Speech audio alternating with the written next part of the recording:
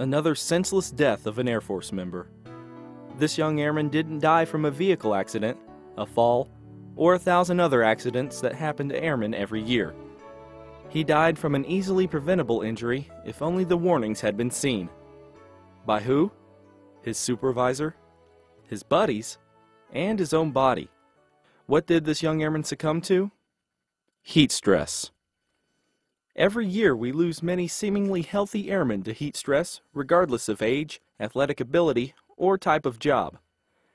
Heat stress impacts not only your mission, but your health and safety. Heat stress is often driven by three primary factors: environmental conditions, work and rest schedules, and our personal training and nutritional habits.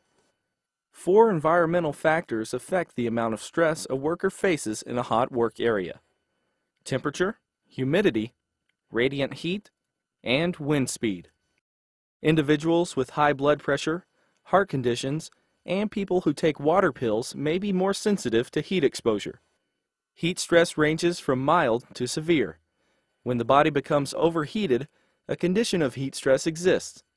Many people confuse these disorders, but it is important to be able to recognize each one and know what to do when it happens. This includes fainting, heat rash, heat cramps, heat exhaustion, and heat stroke. Fainting usually happens to someone who is not used to working in the hot environment and simply stands around. Moving around, rather than standing still, will usually reduce the likelihood of fainting. Symptoms include a brief loss of consciousness, sweaty skin but a normal body temperature, and no signs of heat stroke or heat exhaustion. Recovery from fainting can be accomplished by laying the individual down in a cool place, but seek medical attention if the individual does not recover after a brief period of lying down. Most of us have had at least a mild form of heat rash or prickly heat. This skin rash is caused by heat and humidity and normally is cleared up by rest in a cool place. Continued exertion can often lead to cramps. Heat cramps are involuntary muscle spasms that usually occur during heavy exercise in hot environments. They occur when a worker drinks a lot of water but does not replace salts lost from sweating. Heat exhaustion is the mildest form of general heat-related illness. Symptoms include dizziness, headache, fatigue, nausea, vomiting, and lightheadedness. Individuals suffering from heat exhaustion will have a normal mental status, but individuals showing an altered mental status may have a much more serious condition. Heat stroke is the most serious health problem for people working in the heat, but is not very common. It is caused by the failure of the body to regulate its core temperature. Sweating stops and the body can't get rid of excess heat. Victims will die unless they receive proper treatment promptly. Symptoms of heat stroke include mental confusion, delirium, fainting, or seizures, body temperature of 106 degrees Fahrenheit or higher, hot, dry skin, usually red or bluish color. If an individual is suspected of heat stroke, seek emergency medical assistance immediately. Move victim to a cool area, soak the victim with cool water, fan the victim vigorously to increase cooling.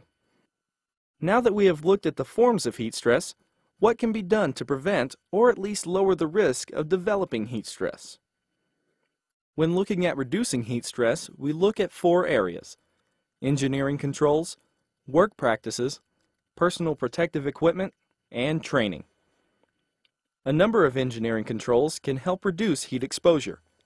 These include general and local exhaust ventilation in areas of high heat, shielding of radiant heat sources such as fire, furnaces, or hot machinery, use of cooling fans or personal cooling devices such as cooling vests, and power tools can reduce manual labor. When we talk about work practices, we look at clothing, drinking, work schedules, acclimatization, and body weight.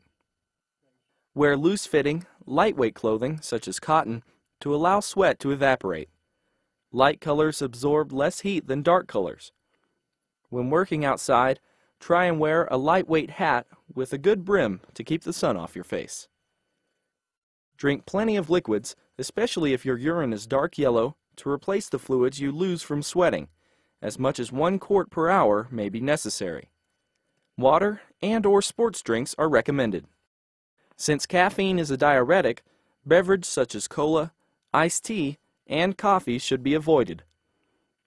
Thirst is not a reliable sign that your body needs fluid.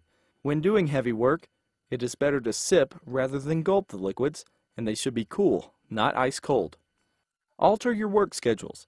If possible, heavy work should be scheduled during the cooler parts of the day.